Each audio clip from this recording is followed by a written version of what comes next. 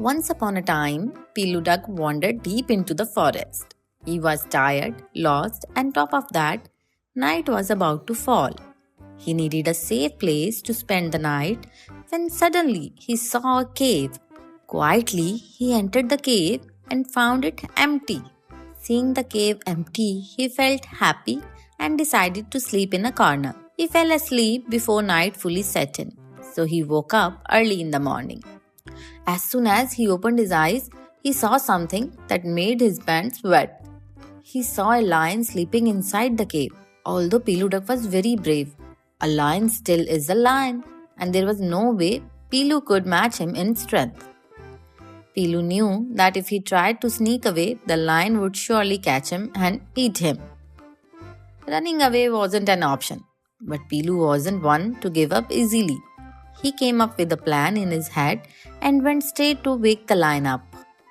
He kicked the lion and shouted, Get up, Sheru. How much will you sleep? The lion woke up suddenly, startled to see Pilu Duck in front of him. To be honest, the lion was a little scared. He had never imagined in his wildest dream that an animal would enter his cave and kick him awake. Pilu was terrified, thinking that if the lion struck him, he would be done for. But he acted as if he wasn't afraid of the lion at all. In a deep voice, Pilu said, Is this time to sleep? Aren't you ashamed of sleeping so late? If the forest animals find out that the lion sleeps so much, they will laugh at you. The lion was still confused about what was happening. He had only ever seen animals afraid of him and running away from him. This was the first time an animal was not only unafraid but was also scolding him in his own cave. It was a matter of pride for the lion, so he roared loudly. Who are you? Do you even know who you are talking to? And where are you standing? Hearing the lion, Pilu replied, Yes, I know. Aren't you the same Sher Khan who calls himself the king of this forest? Hearing Pilu Duck say this, the lion got even more scared, wondering who this creature was. Now, the lion spoke politely. Who are you, sir? And why have you come here? Pilu replied, I am Pilu Duck, and I am commander of the Babbashe, the new king of the forest. Hearing this, the lion turned pale. But I am the king of the forest. Who is this Babbashe you are talking about? Pilu said, Babbashe lives on the other side of the forest, near the lake in a well. He sent me here to tell you to either leave the forest or come fight him. Whoever wins will become the king of the forest. Now the lion was furious. Who was this other lion who had declared himself the king? So he agreed to go and fight Babbashe. Pilu, being lost himself, didn't know the way back. So he came up with another idea.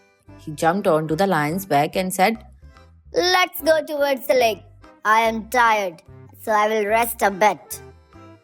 The lion was already very angry, and Pilu sitting on his back made him even more angry.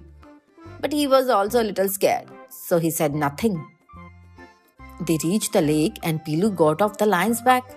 He led the lion to a well and said, The new king Babbashe is inside the well. You talk to him.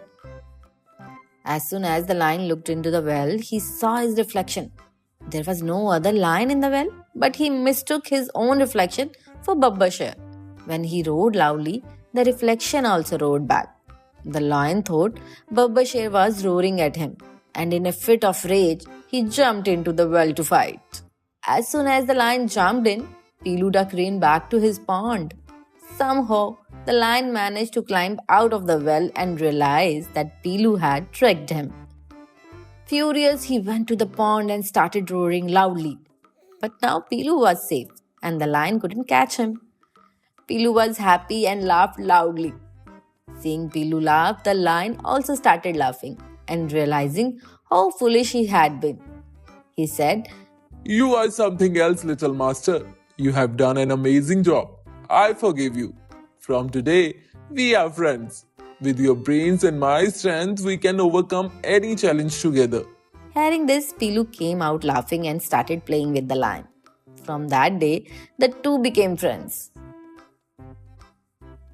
So now you see, my friends, The things that cannot be achieved with strength can easily be done with intelligence.